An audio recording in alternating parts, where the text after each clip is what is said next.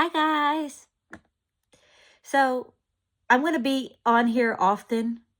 I'm going to become like you guys, just want to be seen for a little bit as I walk you through the spiritual times.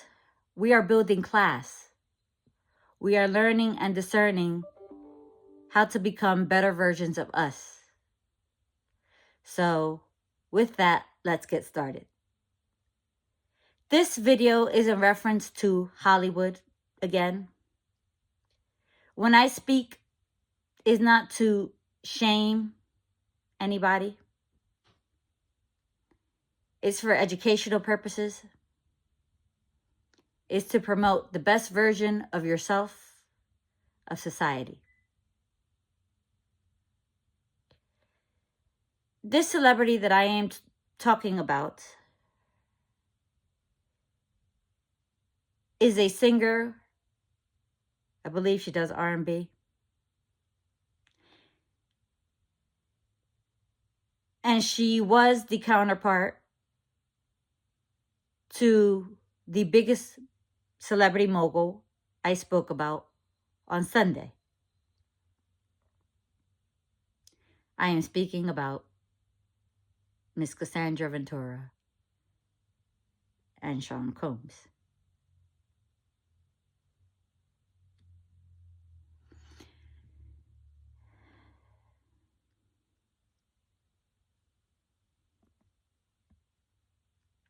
As you saw recently, she posted an announcement of her third pregnancy.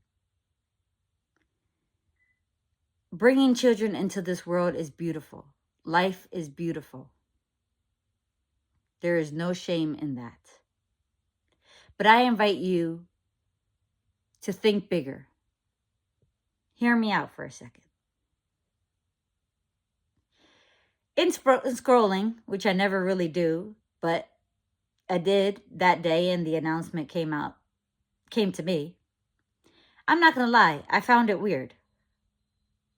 But I put 3 hearts on the post and I kept moving.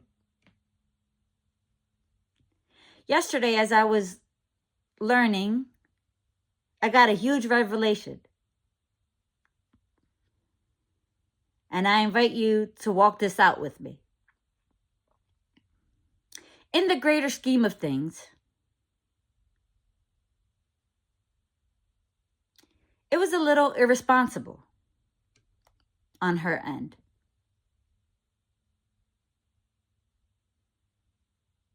It's a little small-minded to be thinking like that in a time like this, especially within her life. Like, not only did she get pregnant, but she also posted it.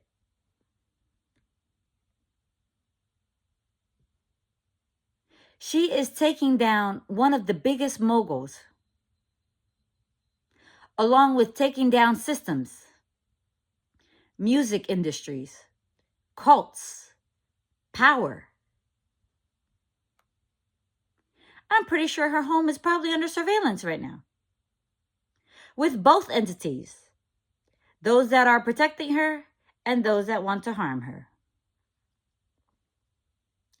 It's really arrogant on her part. Arrogance is ignorance. It was classless. We are building class in these new beginnings. I'll be honest, and it's going to make some of you guys uncomfortable, but let's do something other than sex. Let's build knowledge. Let's get some education. Let's leave good legacies. Empower women with your story. Let's promote health. I think this frustrated the spirits. The fact that there are children involved in this dangerous situation, and yet we can only think about me.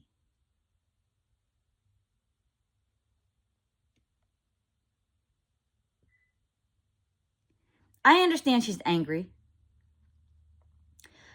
But us ladies need to learn when to stand down. Within toxic dating, within toxic relationships, and within healthy dating, and within healthy relationships, we all need to learn humility, but especially within toxic dating. Let some things be handled spiritually for the sake of lives being at stake. It's the character that I want to draw to your attention. The taunting, the bitterness, the underlying resentment. But you've been blessed with a new family, which in thinking so small can cost you your life, can cost you the life of your children, your husband, your family.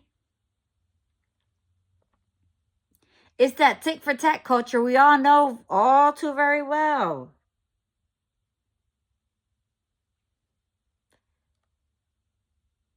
It has become a lifestyle. We are being encouraged to move past this toxic culture that has become a normality of taking matters into our own hands all of the time.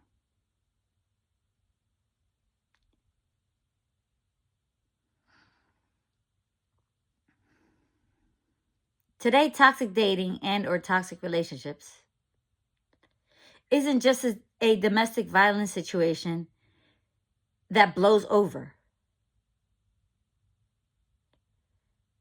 Often, it involves jail, but it has also become a battle between life and death. Wrath, guys. Anger. Anger can make you do some split-second regretful decisions that you can't take back.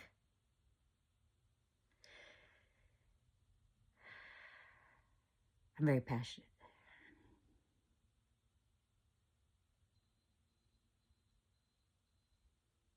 Toxic relationships destroy. Healthy relationships build. Satan and God are at war right now. I want to believe that we are Satan's pawns sometimes.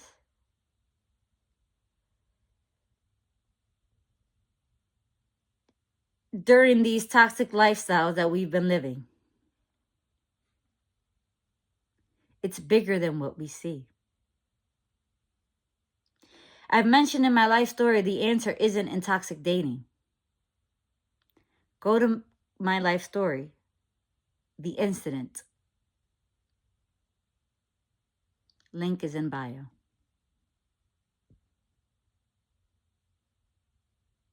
The answer isn't in begging someone to treat you in ways you're not treating yourself. In retaliating against the individual for everything that you allowed someone to put you through. Again, this tick for tat culture that we all know very well. The answer is in observing for red flags, in listening to your gut. It's essentially your spirit. The answer was and still is in saying no, especially from the beginning. It's in your boundaries. The answer is in living in gratitude, living in the present. Living in gratitude would have probably meant putting the innocent in the forefront of all decisions and not in harm's way, the innocent being the children. The answer is in living in humility, especially within times that you know you were not an angel yourself during that toxic relationship,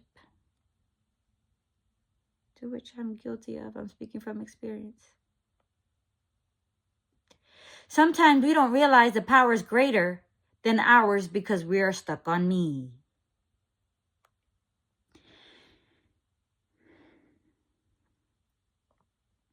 The answer is in surrendering.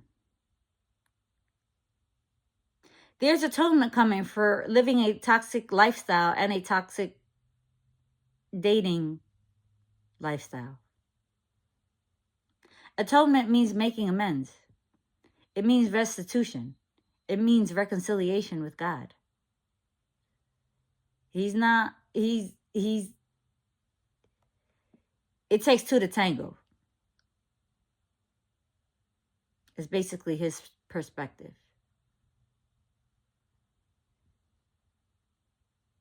And I'm digressing, but when you're after certain things like money and fame, and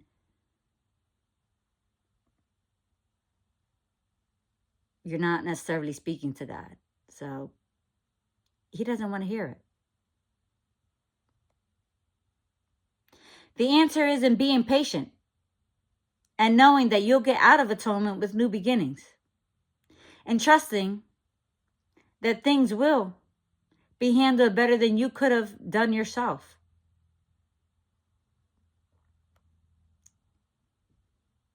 Guys, we're moving away from religion and into spirituality.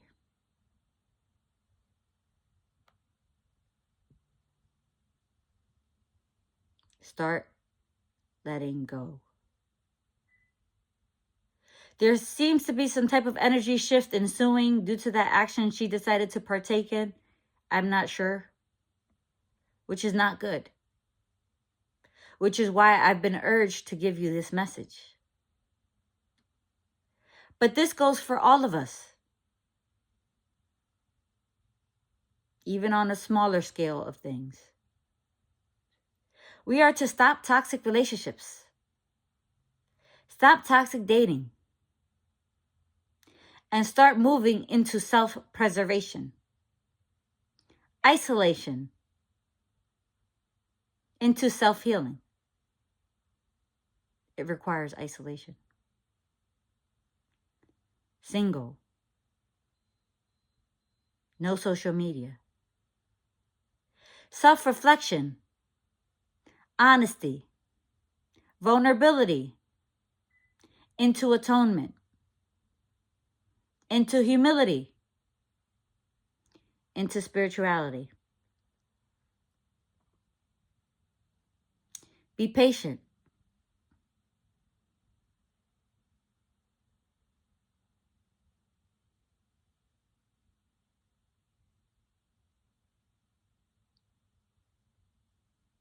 And start talking to God.